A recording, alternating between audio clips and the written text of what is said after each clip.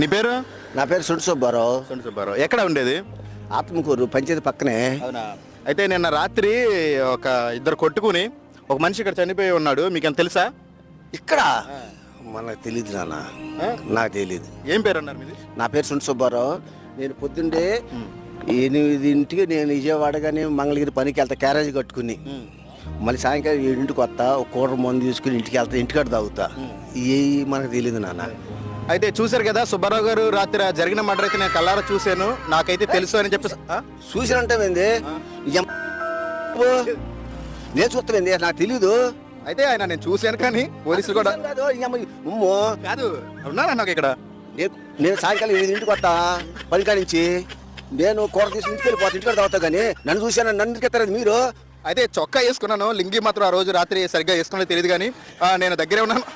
అసలు ఏం మాట్లాడుతున్నాను?